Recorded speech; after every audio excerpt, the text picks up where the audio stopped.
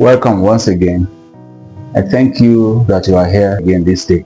I want to just remind us something that we know very well, and that's the fact that Nigerians love football. We love football so much that once it is the fact that Nigeria is playing anywhere, we forget our differences, we gather together, we cheer them together. It's such a beautiful thing. And you remember what happened a few weeks ago when our female national team won the WAFCON trophy. You see, the way people are rejoicing, you will think that they will have a feel of the cup. No, they are just happy that Nigeria has won.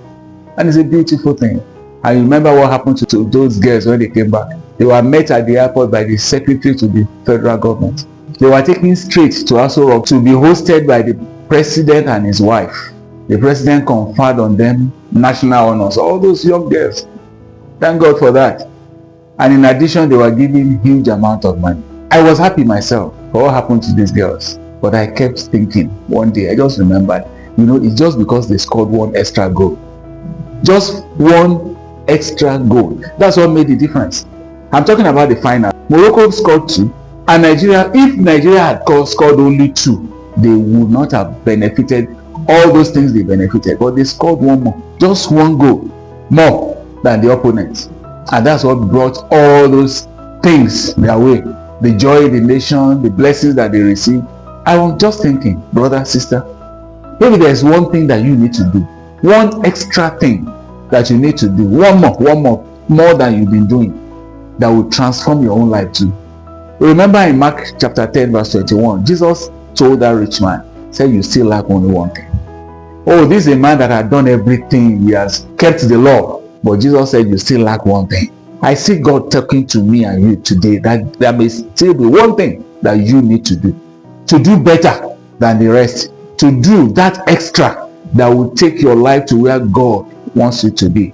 Imagine if the Falcons didn't score that last goal. What would have happened to them? They might have sneaked into Nigeria. But they came in because of that single goal. What is that one thing that you need to do? That God is waiting for you. That extra that you need to do. Yes, I go to church, I do this, but God is asking you for that thing that He has been telling you, that unless you do it, you may not fulfill purpose.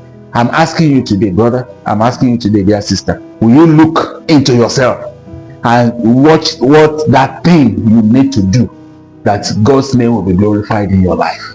The Lord wants to bless you abundantly. Go and do that thing quickly.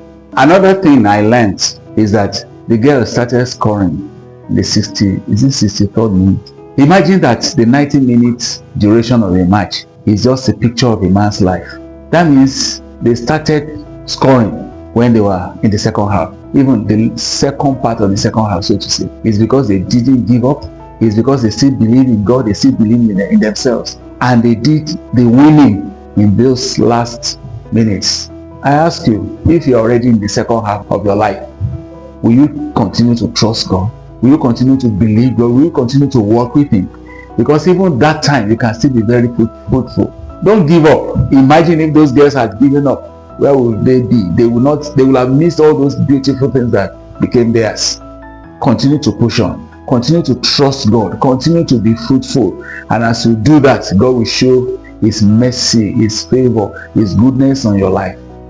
Thank you for listening. My name is Kyle Dioke, and this is Everyday Life Through God's Lens. Bye-bye.